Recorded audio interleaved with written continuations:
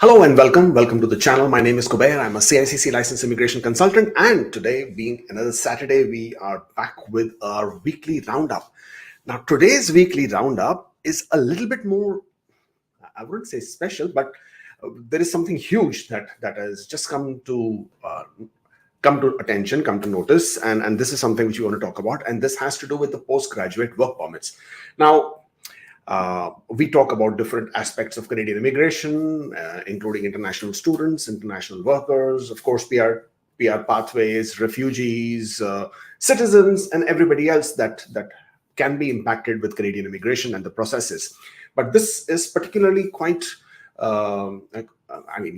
this is quite, I wouldn't say concerning or alarming, because this has been on the charts. What I'm talking about is that ever since the whole TR to PR, when I'm saying TR to PR, I mean temporary residence imbalance with permanent resident. Because the minute you say TR to PR, everybody starts thinking there is a new TR to PR program coming. I'm not talking about TR to PR program. I'm talking about temporary residents and the numbers of temporary residents versus the permanent residence quotas. And it's always a big number, right? The number of temporary residents is about 3 million. And international students have been getting a lot of flack for different things, whether it's the housing crisis, whether it's a lot of other aspects as well. And as you know, Mark Miller has come out and outrightly said that they would want to reduce the number of temporary residents in Canada. So the first thing that they came out with was restricting the spouse open work permits for the diploma holders, international students. Then they also made restrictions in terms of postgraduate work permits not being eligible for the students who are studying under PPP, private-public partnership programs. And then they also announced caps on international students as to how many applications will be accepted for the processing. Each provinces were given a cap. Each college, university was given a cap. Then came the introduction of PAL, provincial attestation data. But in all of that, Mark Miller has always said that they are looking to bring changes to the postgraduate work permit program as well. A postgraduate work permit program basically means if you are studying in Canada with an eligible DLI, designated learning institution, then you are also eligible to get a postgraduate work permit after completion of your studies for a period equivalent to the amount of time that you have studied in Canada. So if you've done a 1-year program, you will get 1 year work permit. If you have done a 2-year program, you can get up to 3 years of work permit. And then they said master's degrees, 1 year or 2 years or 3 years, doesn't matter. You will master's degree programs and some professional degrees will also get 3-year work permit. So this has been there, and the small minor tweaks and changes have been happening for quite some time. So that's okay. What is now coming into our attention and to our notice is that they now intend to make, and this is again what Mark Miller also said, that the reforms and the changes is that they would like to link the amount of work permit period that you're being given with the field of your education. So for example, maybe, and because again the statistics say that over the last 2 or 3 years, the number of international students who enroll for the business programs, global business management, where they teach you how to do Excel. I mean, come on, why would you pay $20,000 to learn how to operate an Excel on Microsoft?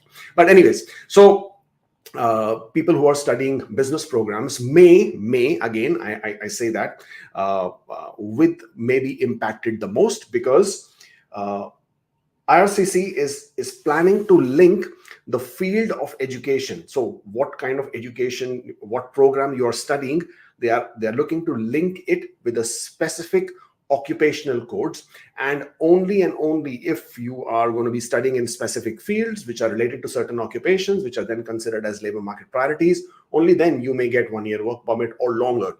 And even the longer duration of work permits may be tied to whether you have a job offer and what kind of a job offer and in which field you have that job offer. So this has been the very, very big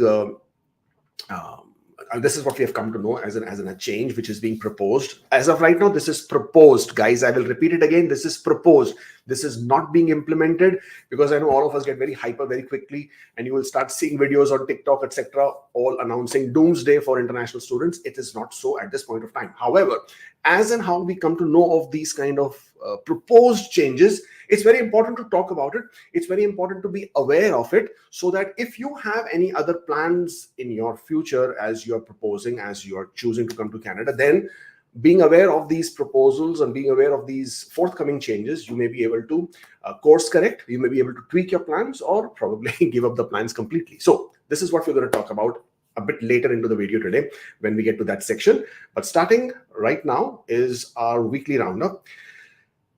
Topics of discussion: provincial nominee programs and updates are the news, of course, and then we have questions and answers. Please just hold on to your questions. Just let's get to that stage, and then we can take on your questions as well. Manitoba on the 6th of June conducted their provincial nominee program draws, and they extended letters of advice to apply to 254 candidates. So I'm not going to spend too much of time on doing these PNP updates. By now, whoever has been invited already know, and whoever is expecting has also been looking forward to it and getting their information there. So Alberta on the 1st of May conducted their provincial draw, and this draw which they conducted, I mean, they don't tend to announce these information or these draw updates as and how they happens. Rather, they take their own sweet time, and therefore 1st of May update we have now, and only 40 notifications of interest were issued, and this was also to the dedicated healthcare pathway. Quebec also released their information on the draws, which was conducted April 25th. So as I said, these draws are already so old that no point of talking about them. But in other news, let's see what I have here. Changes to flag polling. Now, people who are aware of flag polling process, you know what you do with the flag polling is. And I did a video on this. So if you want to know more about flag polling, please go and watch my other video where I talk about details to the flag polling. So in flag polling, even if you do not have the US visas, you will still, on the land border, you will go to the US side, you will get yourself an administrative refusal, you will tell the border officer you are flag polling, you will come back to Canada on the port of entry in Canada, you will then make an application for a work permit, for example. And that is what is referred to as flag polling. Now, there are changes to the flag polling in the sense like earlier, only the Southern Ontario port of entries had a specific time and day on days of the week when you could do your flag polling. Now there are total 12 port of entries, which is in Quebec, BC, and Ontario, which now have specific days and times when they will be accepting applications for flag polling. So for Southern Ontario region, Fort Erie, Peace Bridge, Niagara, Rainbow Bridge, and Queenston, Lewiston Bridge, they all are open from Tuesdays to Thursdays, 8 a.m. to 12 a.m. This is the time that you will be able to complete your flag polling applications for work permit. Please bear in mind, not all applications can be made at port of entry. Not all applications you can apply by getting your flag polling done. For the timings for the British Columbia port of entries and Quebec port of entries, kindly do refer to the CBSA website, and you will have that information there. Potential border delays. Now, 9,000 CBSA workers were to go on strike today. Thankfully, that has been put on hold because they're coming for some understanding. Otherwise, this would have been a huge ass issue, especially people who are planning to go to New York for the India Park match tomorrow. I was planning to go, but couldn't get the tickets. They are ridiculously expensive, though there are so many of them available. Anyways, that's a different thing. Coming back to the Alberta Advantage program. Now, Alberta Advantage program, I don't have it here, so yeah, we'll talk about that in a bit. Let's see where I can pull that from. Sorry, just let me open this here. Alberta Advantage program. So for people who were expecting Alberta to come back, you see, Alberta had paused their programs a bit earlier in April, and that impacted a lot of you out there. And now they have come back and said that effective June 11th, they will start accepting applications again. But this time it is a changed format. Changed format basically means they will now open for intake once a month for the next 7 months. So they have already identified the dates, which dates they will be opening up for these. What dates are they going to be? They will be accepting on 7 dates for the remainder of 2024. Where are the dates? It's here. There you go. The dates are, where are the dates? Hi, sorry, the dates are here. 11th of July, 11th of June, 9th of July, 13th of August, 10th of September, 8th of October, 5th of November, and 10th of December. So these are the dates that Alberta has already announced. These will be the dates that they will be accepting applications for intake. Now, they haven't really clarified what will be the exact format or process, and we are only 3 days away from the first intake, which is on the 11th of June. It is anticipated that they will open, like for example, they want to accept 400 or 500 applications. They will open for intake. People who are able to, it's like the fastest fingers first. People who are able to create their accounts and submit their applications. Now, I'm not sure at this point of time, do you have to submit your entire application with all your documentation at the same point of time? Or will you just create your account and then they will say, okay, we have accepted, please upload the remaining documents? Because if you have to upload all the documents together, that's never a good idea, because people will be making all kinds of mistakes in a rush in wanting to submit their applications and documents, and that's why this is not a good one to go with. But apparently this is how they are looking to do. So 11th of June is the first date. Now with that, they are now going to be accepting applications for Alberta Opportunity Stream, Rural Renewal Stream, Accelerated Tech Pathway as well. A lot of you were not anticipating that, and of course Tourism and Hospitality Stream. Now, in this, they intend, so there you go, right? Each month, a targeted number of applications will be accepted into the pool from where Alberta will draw. So I hope that is how it is, because once Alberta will draw your application, they will send you a notification and you can then complete your application. I hope that is the format they're going to use, because if they expect you to answer, if they expect you to complete the entire application, then it's not fair, right? For example, if you're a family of 4, now you need to enter information for 4 family members versus a person who's a single. So they have an unfair advantage over you with the fact that they can complete their application faster. So I hope that is not the way to look at it. Also, they have announced their new document checklist. So please bear in mind about that as well. If you are looking to submit your application, then you will have a new document checklist. Alberta Opportunity Stream earlier did not require you to provide any documentation for your employer, but now they do. So Alberta Opportunity Stream, please do take a look at their document checklist. They have updated it for the employers. You will require to provide their business license. You will have them complete the authorization and declaration form. You will need to provide their T4 summary. You will need to provide their tax statements, etc., etc. So a lot of documentation to be provided. However, if your employer is a publicly traded company and if their financial data is available publicly online on their websites, then you can get away with this requirement of the additional financial documents, but you will still need to get the form signed by your employer and to be provided. So please take care of that and make sure that you're already preparing all those documentation, especially if you're targeting the 11th of June update. So that was what we had for Alberta. And now for the main feature for today, the proposed reforms to the postgraduate work permit. Now, questionnaire that has been circulated by IRCC to DLIs and provincial governments to discuss the postgraduate work permit changes and reforms has come to light. Now, this came to my attention. Thank you to Earl Blanley. He obviously he has his LinkedIn account, and that is where he shares. He's also an RCIC. Does a great job with a lot of these insights into the international students. And let me see where I can pull that up from so I can show you where he showed it to us. And yeah, let me just see. I can add. Yes, there you go. That's Earl Blanley. That's his account on LinkedIn. That's where he spoke about this yesterday. And it is the same thing. Breaking news, right? Breaking huge changes coming. And this was the documentation that was shared by him. And let's get back to what we were saying. Stop sharing. Yeah. Right. Oh, where did my document go? Sorry, that's the document. That's the page. And this questionnaire that has been shared. So what usually happens before IRCC comes up with any policy, before they come up with any specific changes to the major changes to the policy, they usually go out to the stakeholders. Stakeholders would be people who are directly impacted in terms of organization, who are impacted by those policies and changes. And in this case, this is to do with the DLIs, designated learning institutions, the colleges, the universities, and of course the provincial governments. Now, this questionnaire has been shared with all the DLIs, and their input has been asked for. This question has eight main questions, and I will show you the document. Just give me one moment till I give you a bit of a background. And it indicates which direction Canada is moving concerning the future of postgraduate work permit program. And the program was last updated in 2008. So it has been 16 long years, and that program hasn't been changed. So I guess it's about time, right?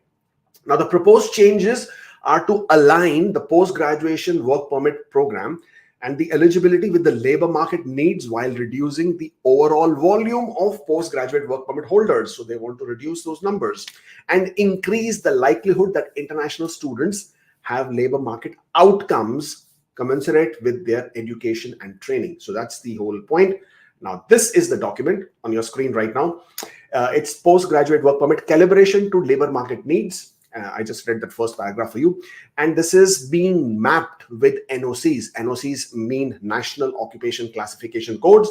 ESDC and IRCC have mapped NOC occupational codes to the programs of study using the classification of instructional programs system.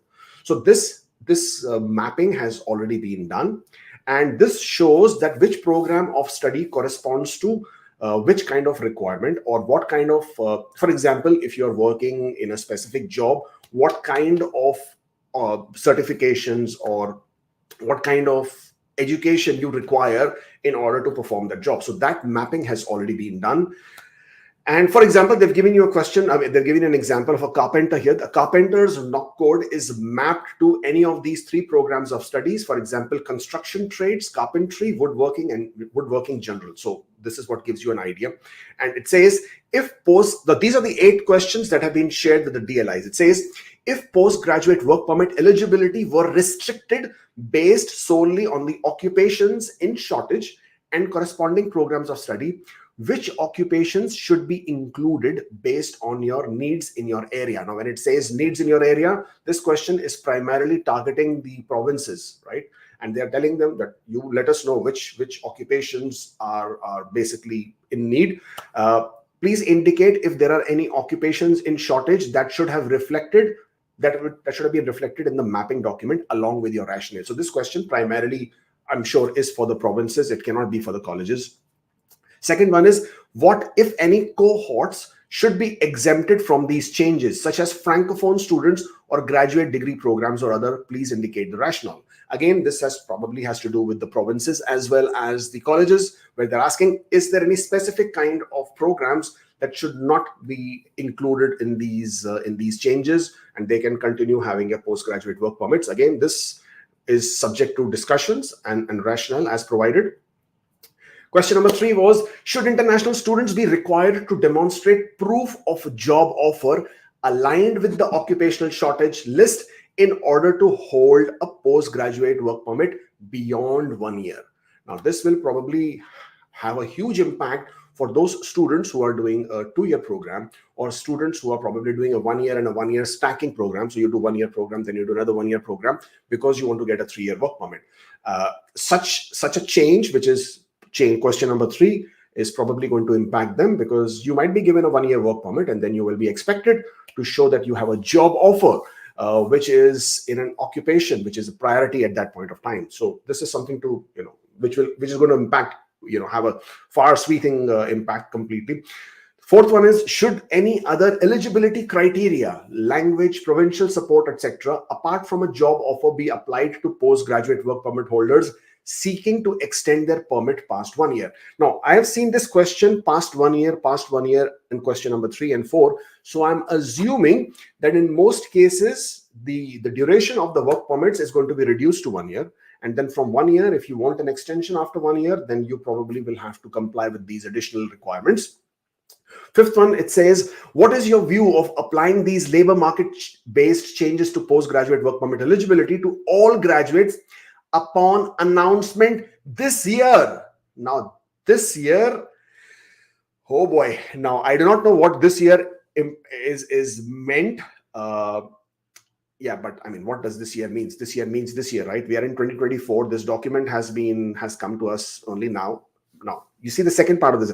Rather than grandfathering students who are already studying in Canada at the time of implementation. Now, guys, I cannot emphasize the importance of this fifth question enough. Now, basically, grandfathering in this situation means that should this basically go back to the international students who are, and should this impact also affect them, or rather should this new changes, would this go retrospectively, would this also impact the students who are currently in a program in Canada, or would this basically be only for those students who will now be coming to Canada? This fifth question has a huge impact. One, why? Because it says probably this year, right? It doesn't say probably, it says announcements to be made this year. Now, again, I do not know when this year. We are already in the month of June. We have 6 more months to go, approximately 7 months to go. And when do these changes come into play? I don't know. But if these changes are grandfathered, then that's where the issue is. Will the current students be included in these changes or not? That is where a huge impact. That is where the explosion is going to happen. You can imagine the stress level that the students are already in with all these changes that have been happening, and now with these changes. So my suggestion, if you are a student who is doing a business program and you are preparing or planning to take another 1 year of program, then get rid of the business program first, because business programs, I assure you, will be those programs which will get impacted the most. They will get culled like nobody's business. So let's get back to this document. So fifth, you've already seen. Sixth is, how often should the occupational shortage list be revised, and at what point thereafter should it be applied to student whose study is underway? Again, a very important one, right? For example, you are already, based on these occupational lists, you have chosen your program. Now you are studying, and in the middle of the year, they now revise that list of occupations, and now they give you a different list. What is going to happen to you, right? So this sixth one is extremely important. I can understand how it can impact the students. I mean, this can leave you high and dry in middle of nowhere. Like suddenly you were going in one direction, and now they say, okay, we will not give you work permits, or we will give you a shorter duration of work permit unless you are studying this. So I think fifth and sixth have a huge impact. Seventh says, do the changes to the postgraduate work permit being explored align with the profile of candidates you would like to remain working in your jurisdiction in the long term? I think that has to do with the provinces. Again, they probably are going to explore more about how the profile of the candidates look like. Eighth one is your PNP positioned to offer a viable pathway to permanent residence for international graduates with job offers in these key sectors? Are there any gaps between the labor market needs that you have identified with your PNP's existing streams? Will any PNP stream amendment be required to ensure they remain responsive to graduates and postgraduate work permit holders in specific occupations? Again, a lot to do with the PNP programs, a lot to do for the provinces to respond to and answer in terms of the streams. So as much as this was circulated to DLIs, designated learning institutions, and to the provinces, I think most of these questions are something that the provinces will be looking to answer, except for a couple of them where I guess DLIs will have a huge role to play. And I hope whoever are the stakeholders here are taking a very responsible approach in understanding, especially clause number 5. I mean, clause number 5 is already giving me shivers, because if they are not going to be grandfathering students who are already studying in Canada at the time of implementation, this is going to be a big one, right? And also the fact that fifth one says this announcement this year also tells you that these changes you can anticipate at any point of time within this year. So boy, this tells you how quickly the changes are being made, how quickly Mark Miller is willing to implement this. And also there is already an article that has been, let me see if I can share that as well. Okay, Toronto Star has already done an article on this. It has been published this morning. Okay, it came out about a couple of hours. It's on the 8th of June. It came out about, here you go. It was updated 2 hours ago. So yes, it is the same document that they are referring to. Nicholas Kyung is a great immigration reporter, and he has a lot of information on what's happening. And it's the same document that they're referring to. The link for this article is also in the description box, so you don't have to really worry about it. You can obviously take a look at it and read about it. And also just the same thing, what I've spoken to you about, it's a bigger explanation or a wider explanation of the same thing, and talks about the same 8 questions. 8 questions are all here.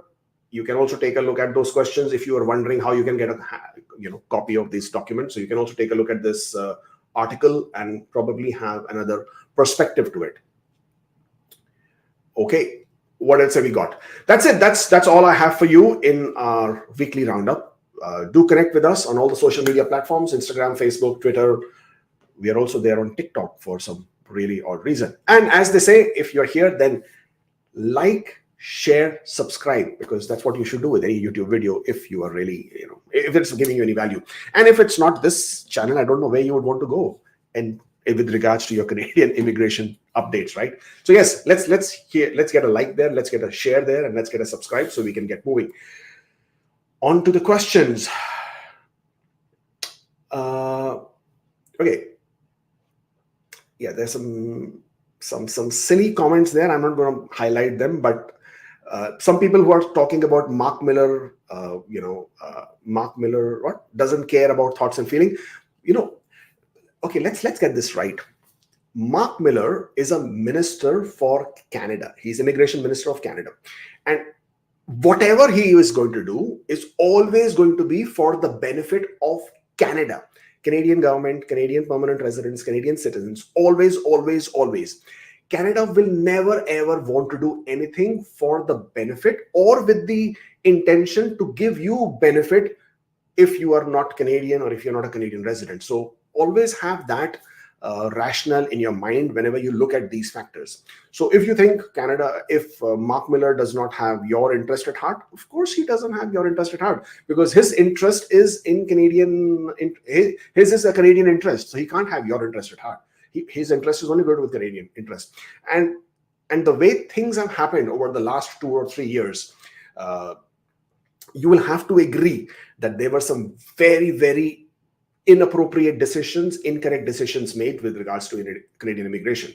And now he has to make these difficult choices, difficult decisions, so that there can be some balance that can be brought about. Things have gone out of control. Things have gone out of hand. Now, should you blame Mark Miller, or should you blame the governance, or should you blame the international students? Should you blame the workers? It's not about playing the blame game. It's not about pointing fingers, right? At that given point of time, whoever was the immigration minister, whoever was the person in charge, they chose to make decisions based on the requirement at that point of time. And in some cases, they closed their eyes to what is going to be the future impact for those decisions they were making. Yeah, okay, I'm talking about Sean Fraser, right? And all those changes that he brought out in 2021, 2022, 2023 as well. Those all are what is happening right now. The reason for all those goes back onto those decisions that were made. And all this anger that you have towards Mark Miller, actually, it's not Mark Miller. Mark Miller is making some very tough calls. And I really think and you don't have to agree with me, right? And you don't have to agree with Mark Miller either. But then you have to have a very realistic understanding of what's happening right now. And if he doesn't make these changes, this whole thing is spiraling into something which the end is not going to be nice. They might have to completely shut down some programs. And that is where it is going to be headed if he doesn't make these changes right now. Sometimes you'd say that Sean Fraser applied Band-Aid because of those solutions, and it is Mark Miller who's just ripping them off in one go. And that's why we are feeling the pain. But I think the changes are needed. They are very much in tune with what is required. Okay, let's take this question, right? Let's see what this one should say. What do you think how this will impact public colleges offering in-demand sector diplomas such as agriculture, healthcare? I feel like the main target is to reduce the business major students. Now IRCC is surveying public institutions to better understand the situation and evaluate the current status. I absolutely agree with you. It has been the need of the hour to cut down on these ridiculous business programs. I mean, sometimes when I look at the curriculum for some of the business programs, and I wonder, why would anybody want to spend $20,000 to learn Excel? I mean, That is part of your curriculum. They teach you how to, I mean, come on. And if you were choosing those programs because you thought that was going to be a pathway, then you were really spending money to fast tracking your PR. Now, of course, it's not a hidden agenda. And I mean, you're not a stranger to it, and neither am I. Of course, I am definitely not a stranger to this, but it has already been in the pipeline for a very long time. And therefore PPPs were shut down. And what this LinkedIn user is saying is absolutely correct, that you will be seeing more focus towards programs that directly correlate to the demands of the market. So construction is a huge demand. It's not going to go anywhere for the next 5 years, at least, in my opinion. Healthcare will continue to have a huge priority, not over the next 5 years, but a longer time to come. Okay. Similarly, trades, all kinds of trades, these categories will continue to have a huge demand. And then you can add STEM to them as well, because STEM continues to be something which is a priority in all the countries. I mean, look at US, of course, Canada already has STEM as a major priority. So yes, I absolutely agree that you would see a lot of these programs which are not impacting the labor market conditions being culled away. The marketing programs, the business programs, anything within the business field, you will see those getting the lowest priority in all aspects. Right, let's get to these super chats that we can clear off quickly. Can we apply postgraduate work permit outside Canada within 6 months from graduation, even if study permit has expired, or do we need to have study permit valid while applying from US? Okay, great question. You should apply for your postgraduate work permit within 6 months of having completed your education, and within that 6-month period, your study permit should have been valid at some point of time. That is the condition. Okay, and if that's how it applies to you, then you can apply for your postgraduate work permit even from outside Canada. I have met both CEC and FSW criteria in Express Entry. Under family info, I have put minimum amount to show as proof of funds for me. Can I update the amount to 0 as I'm also CEC? Would my profile get submitted successfully if I update it to 0? If you are eligible in Canadian Experience class and if you show your proof of funds as 0, there is no problem. The system will allow your application in the process, and you will then be eligible only in Canadian Experience class and not as a federal skilled worker. I have submitted police clearance certificate via BLS and police station that received request referred it to one closer to home. Will this cause an issue as station on application form and the one that did the check was different? Must I email the consulate? As far as you're concerned, you shouldn't be worried about which police station is doing what check. Your concern is you get your PCC. So even if it was a different police station that did a check on you and has cleared it, then as long as you get your police clearance, that is all that matters. And yes, sometimes a police station may outsource their activities to a different one depending on their workload. So please don't worry about it. If I will get invitation after postgraduate work permit fake extension with a CRS of 501, what will I do that time? Can I edit my fake extension application? Postgraduate work permit will expire on 30th of June. No, you cannot edit your fake work permit extension. And the reason is once the application is submitted, it's submitted, right? Number one. Number two, the criteria at the time you make an application, that impacts your application. So if you get an invitation a month later and then you are eligible for bridge open work permit, you cannot go back and say, hey, I submitted my work permit application a month earlier. Can you please take it as a bridge open work permit? No, because at that point of time, you are not even eligible for the bridge open work permit. So how can that be accepted as a bridge open work permit? So what you can do is once you receive an ITA, and you are already on an implied status because you made a fake extension, in that case, you are still eligible to apply for a bridge open work permit. Please go ahead and apply for your bridge open work permit. You are on implied status. You will continue to be on implied status until the decision is made on your fake extension, which in my opinion is going to be 100% a refusal. Once you have been refused, at that point of time, you lose the authorization to continue working under the implied status. Now, you will still maintain your status because you have applied for a bridge open work permit while you are in implied status. So you will maintain your status as in being in Canada, as in continue to reside in Canada, but you lose the authorization to work that was given to you by the implied status. Now you have to be aware that these are two different things. The authorization to work under implied status and continuing to reside in Canada under implied status, these two are two different things that are provided under two different sections of the immigration laws. So therefore, the first fake extension is giving you the implied status to continue working and to continue residing.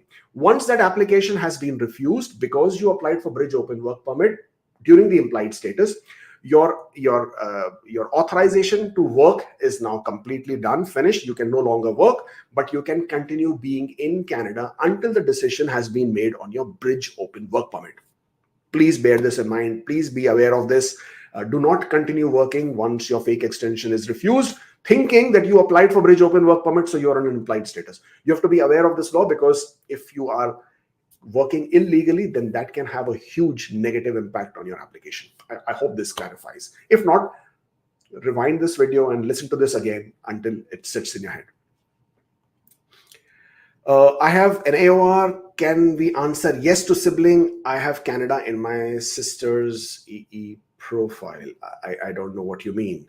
So if you are asking me, can you give 15 points for permanent residence to your sister? No, you cannot. You just have an AOR. Having an AOR does not mean you're a permanent resident. So no, you cannot give 15 points to your sister because you have an AOR. You will have to wait to get your COPR. Once you have your COPR and you are a permanent resident, that is the time your sister can claim the sibling points. Post-rec, I don't know what you mean by post-rec of AOR. I've applied for bridge open work permit. Can we leave the country and come back on visit visa and then work on implied status for earlier bridge open work permit in Canada? Okay.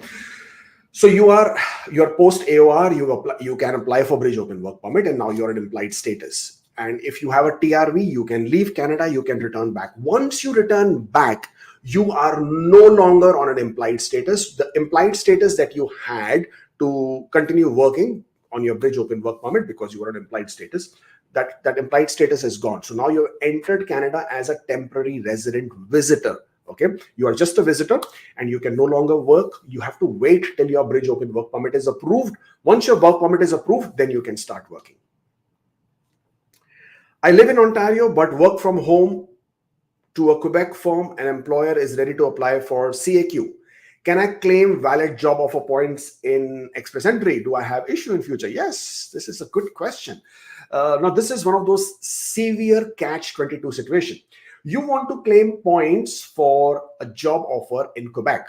Okay, the LMIA is from Quebec, and you're applying an express entry where you have to express your intention to reside outside Quebec. Now, I can understand your work from home situation. Now, if your employer in the employment offer specifically states that you will be working from outside Quebec, or you will be working remotely, or this job offer is for you to work remotely, then you may be able to make a case for yourself to claim those points and, of course, apply under express entry by showing your intention to reside outside Quebec. Good one. Work permit expires on the 5th of July. If I get Ontario's human capital priority notification, would there be any issue if I apply a fake extension to maintain status, and would visitor record be much better? Well, if you need to apply for fake extension, by all means, go ahead. It does not have any negative impact as such. And neither is it going to have any positive impact in your application for Ontario. You could pretty much apply for a visitor record and be in Canada as a visitor. But why be in Canada as a visitor? I mean, what advantage is it giving you? You could also go back to your home country and wait for your processing to be completed there. So all these options are open to you. There is no problem in either of them. For CEC work experience, my T4 income is about 5% less than the annual salary in my work letter. Is this an issue, and how to explain in LOE? Don't explain anything in LOE upfront. If you are asked for it, then you should be prepared to explain why is your T4 income less. Was there any number of days you were not working? Were there any gaps, etc.? Be prepared to answer for that. But as long as you're providing your pay stubs, then you should be good. Work permit refused. Even if LMIA application is in progress, got IT after 2 days, applied for PR and bridge open work permit and restoration. Can I request interim work authorization or wait for LMIA? Well, if your work permit was refused and you applied for bridge open work permit after that, then honestly speaking, you did not have any you did not have any eligibility to apply for bridge open work permit until and unless you already had an LMIA. If the LMIA was already approved, then you had the eligibility to apply for restoration as a worker, and based on that you could have applied for bridge open work permit. In your case, your bridge open work permit application is incorrect because there was no eligibility for you to apply for bridge open work permit in your case, and therefore you cannot request for IWA or interim work authorization, because first of all, your application itself is incorrect. So, and bridge open work permit will definitely not give you that IWA that you're looking for. So in your case, wait for an LMIA, then go to and then apply for a closed work permit, and then request for IWA or interim work authorization. But in your case, there is no premise that gives you the work authorization. Difficult one at this one. Expecting PNP, should I wait for PNP and then apply for family, or apply for TRVs? Fear is TRP refusal for dual intent. I'm a bit confused here. No, I'm not able to understand the question. Should I wait for PNP and then apply for family? Well, in either condition, the fact whether you're waiting for PNP or you've applied for PNP, it doesn't really matter. If you are making an application for TRV and there is a dual intent in play, then please do express the dual intent. But if you're just waiting for a PNP ITA, we don't know when you will get it, and therefore your dual intent will not apply. So if you're making an application for TRV, just add a lot of documentation which establishes their ties to home country, their purpose of visit, strong documentation to show that they are financially viable, the stability, financial stability is there, and that they will indeed return back to their home country. Work permit is expiring in August. CRS is 515. What is the best course of action to be taken in worst case? Best course in worst case. Okay. Fake extension or go back? Well, apply for fake extension only if you need that additional period of work experience. If you don't need it, then you may as well go back. But with 515 and CEC and STEM, your work permit is expiring in August. I would be quite hopeful. I mean, you still have 2 months to go. I would be quite hopeful that 515 may crack by, I mean, you have STEM and CEC. I would be quite hopeful. Rather, I would just keep all my documentation ready and be ready to submit them once I get an ITA. And yes, fake extension makes sense in this case because it will give you the eligibility to apply for your bridge open work permit because you will be on the implied status. So yeah, probably that makes more sense. SINP nominated EE profile not showing 600 points yet. Well, just write back to Saskatchewan. They have to be the ones to update your 600 points at the back end, and they will update it. Sometimes they do take time, but they will update it. I'm coming to Canada in September and enrolled in diploma in finance in University of Alberta. Will it affect postgraduate work permit? Oh, good question, but I wish I had the answer. I mean, I've just showed you the questionnaire. There are some sweeping changes that are coming for sure. I do not know how they will be implemented or what aspect of that will be implemented. And there is still that grandfathering clause. If I was you, I would move away. I mean, once I join the program, once I come to Canada, I would then probably change it to something which is more reliant upon priority occupations. 3 months work experience. Can I use this experience towards CEC as my employer did not give me experience letter? Well, you can't technically, because just the experience letter by itself does not validate the requirements that IRCC has. Now, what IRCC needs from you are 3 different things in your employment letter. Or in case you are claiming points for any period of work experience, IRCC needs to establish 3 factors. First one is your period of work. From which date to which date were you working and how many hours per week? Because this is what gives you the points for that period of work. Second is your remuneration. Were you paid? Because the law states that this is a paid work experience, only then you can get points for it. So you have to prove the fact that you were paid. So pay stubs, salary slips, bank statements, T4s, all of this indicates the same thing. And third, and the most crucial one, is your job roles and responsibilities. So your employment documents have to indicate your job description, because that is what is going to validate the NOC code. And that is how IRCC will verify that this is the NOC code that you have chosen and this is the way it should be. And therefore, that's how you can look at it. I did a 1-year master's, got a 1-year work permit. Can I reapply for 3 years work permit? Launched in February. Okay, I can't understand that question. 1-year master's, got a 1-year work permit. Can I reapply for 3-year work permit? Launched. No, you cannot apply for. Okay, you're talking about that new policy that was announced in February about the masters getting a 3-year work permit. No, you cannot use that policy. You can still apply for a work permit extension. You can request the officer that you completed your masters and you should be considered for a 3-year work permit. But other than that, no, there is nothing else. I mean, you cannot say that, okay, now you have a new policy, give me a work permit under that policy. Actually, you can. There is no harm in saying it. I mean, you're just making a case for yourself. So whatever you can use to make a case, why not? But yes, that's all you can do. You can request them to give you that additional 2 years of work permit. 536 is a good score in August, and yeah, and then your work permit expires in October. So yeah, I think you're pretty cool. Once you get invited, apply for a bridge open work permit, and you don't have to worry about the request for postgraduate work permit extension. It's been 6 months since I've applied for PR supporting LMIA. Status is still in queue. How long will it take? Well, as of right now, it is taking very, very long. I am getting approvals for my clients for the LMIA applications, which we submitted in November. So we are in June. So it's already taking more than 6 months. So I guess it should be around the corner. 1 year continuous work experience in Canada. So eligible in further skilled worker and CEC, have 9 months experience in India. Can he go back, complete 3 months to claim 1 year foreign work experience? The answer is yes, you can. If you have 1 year of work experience in Canada and you previously had 3, 4, 6 months of work experience in your home country, now you're saying that, can I go back to my home country and do another 6 months of work experience, or get another 6 months of work experience and add 6 months here and 6 months earlier for my foreign experience, combine them, get 1 year points? Answer is yes, you can. There is no problem. Ministerial instructions that govern the express entry, section 25. If you look that up, that will give you the answer that yes, you can do it. It can be multiple periods of work, can be multiple employers, no problem. My study permit is expiring on 31st of August and my study will finish on 26th of July. And I'm able to apply for postgraduate work permit around 7th of August. Do I need to extend my study permit?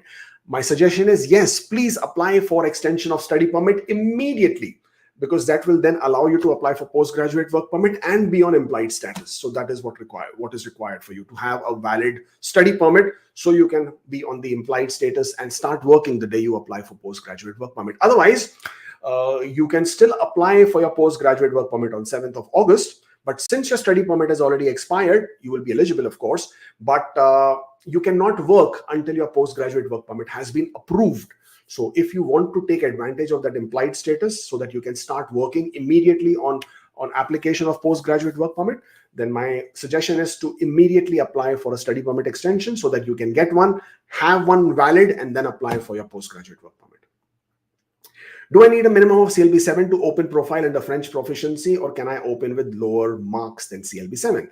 Well, if French is your only language, then you need at least CLB 7 in order to create your express entry profile if you do not have any Canadian work experience. If you have Canadian work experience under under tier 2 and 3, then even with CLB 5, you will be able to create and open your profile. I keep saying open your profile.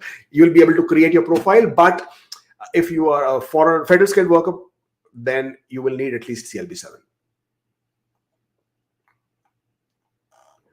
Guys, please do not do super chats. I will not be able to answer your question, and I do not want to sort of leave it without that. So please do not do super chats anymore.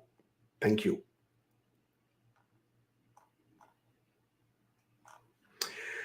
Okay, will these work permit changes have impact on current international students? I don't know at this point of time. At this point of time, what I've shared with you are just proposals or questionnaires asking for provinces to suggest.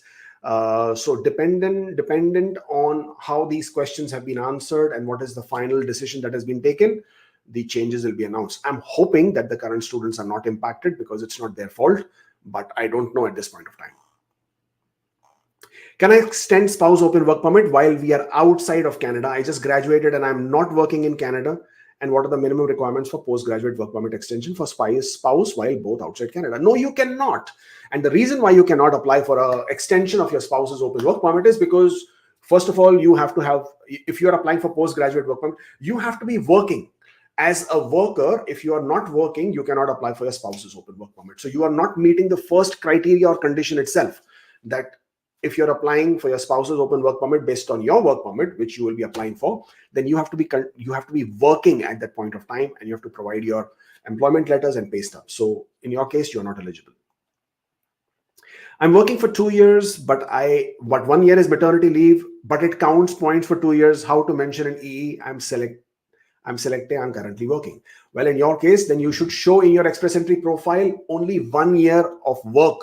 Remove that 1 year of maternity leave, because your maternity leave does not count for work experience. We have seen refusals in that. So if you're showing currently working, then you remove that currently working and change it to only 1 year of work experience so that it gives you points accordingly. Do I need new reference letter or old one will work? Well, if your old one establishes your period of work, then it will work. Based on your videos, I created my express entry profile, got nominated, finally applied for PR. I wanted to thank you for information. Yay! That's awesome. Thank you so much, people. Thank you. This just makes my day, right? Whenever I hear these success stories, these are awesome. These are incredible. Thank you so much. Congratulations. And I wish you guys all the very best ahead. CRS is 488, waiting for Ontario's human capital priority draws. I can make profile with 502 with spouse non-accompanying. What should I do? Well, in your case, you have to identify which stream is more important for you.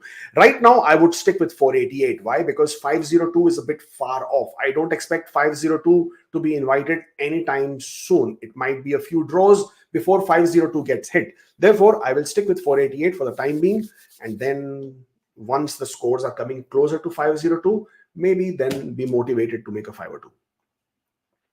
I traveled to USA on a postgraduate work permit extension due to passport expiry. I have a valid work permit till August.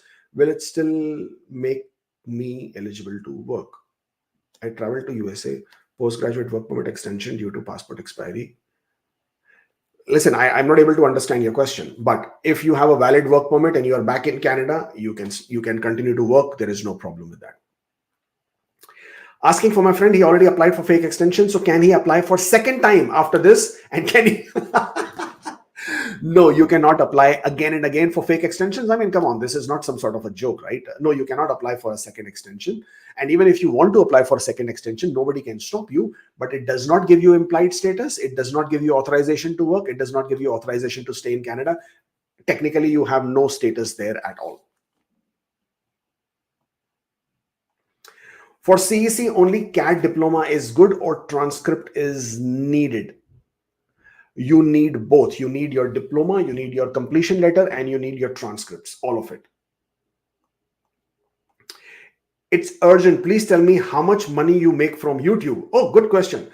I make roughly $800 a month from YouTube. That's all. $800. Actually, not even $800. After that, 35% is taken away by YouTube. So I make roughly $500 approximately, give or take, from YouTube. So much of work for that $500 each month. Yeah, there you go. That's your question and that's your answer. Experience letter digitally signed. Can I attach screenshot and express entry with other employment documents as it cannot be merged? What to do if pay slips not available? Well, if the experience letter is digitally signed, then take a PDF print and then merge the documents with it. If you're not able to merge, then you can add those documents to your client information as optional documents. And if pay slips are not available, then provide bank statements that show salary credit. Can we apply for work permit extension and visitor at the same time? Why would you do at the same time? It doesn't make sense, right? So choose one and go with that.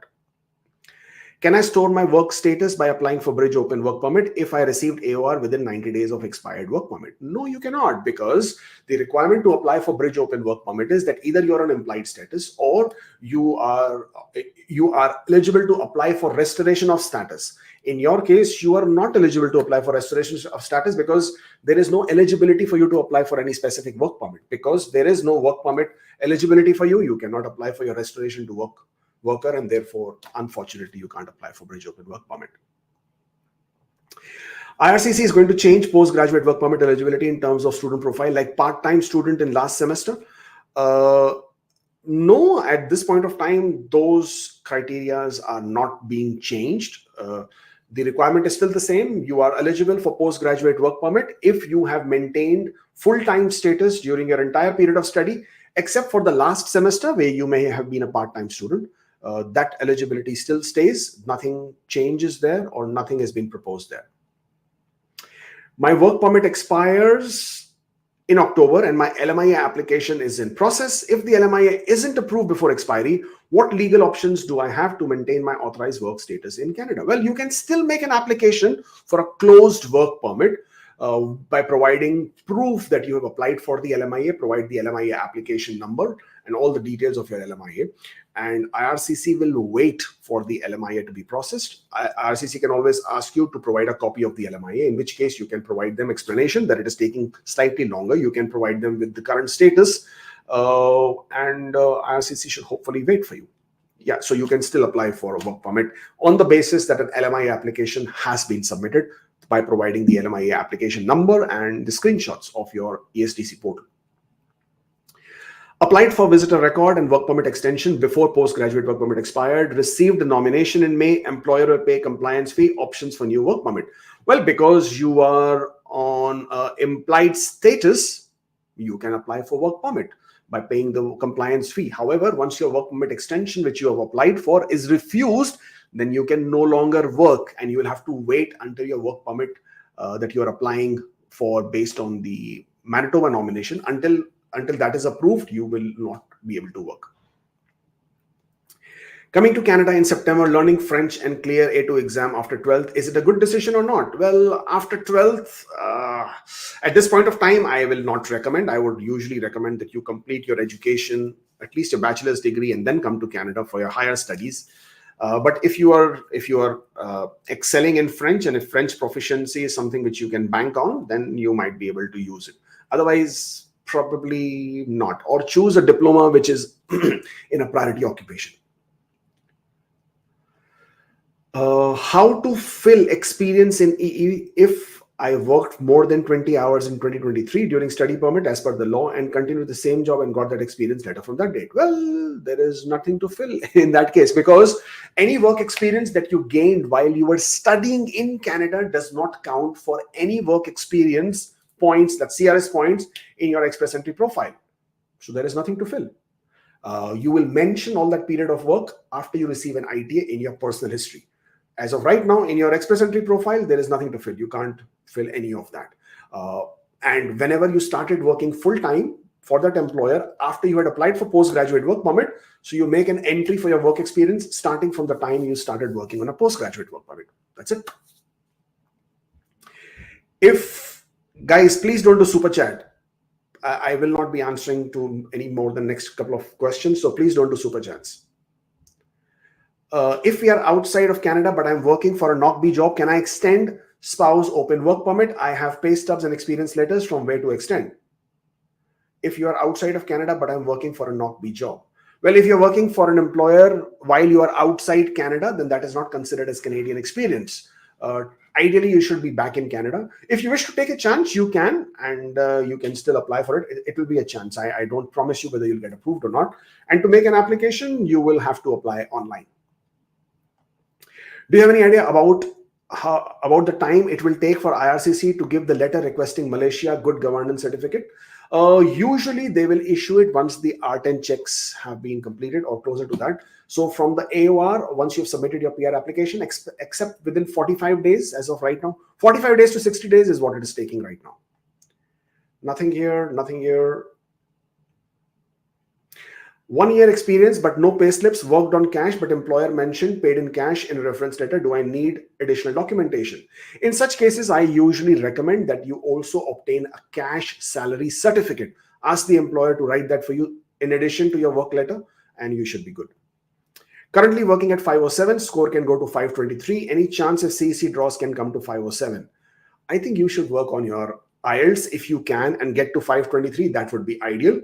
If CEC draws continue, then yes, 507 is a definite possibility. if it continues. I don't know. And I also don't know how many invitations they will issue. And that is what will determine the scores in the future draws. Last question. OINP interstream. I do not know what you mean by interstream. I have 83. Is it a good score? If you are referring to the international student stream, then yes, 83 is a good score. Always, if you want to check whether it's a good score or not, look at the past draws, past trends, and you will be able to identify. Thank you so much, guys. Thank you for joining in. It was lovely doing this. Yes, we did talk a lot about the postgraduate work permits and the changes that are coming to it. Please watch this video from the beginning if you want to sort of take a look at that. Don't forget to subscribe to the channel. It's important, right? I want to make some more money. As somebody was asking me how much money I make from YouTube. And of course, do follow us on Instagram. If you wish to make an appointment for your questions, for your answers, one-on-one, we can discuss what's happening with your application. Then this is the link. By all means, please book a consultation and we'll be happy to take that on. And if you are interested in paid services in terms of your application handling, then of course, I am a CICC licensed migration consultant, and that's what I do for a living. So that's the email. Drop us an email and we'll be very happy to take a look at your your application and hopefully help you with that. Once again, thank you for joining in. This was lovely. And for people who are watching the India Park match tomorrow, yay, may the best team win. I'll see you next time.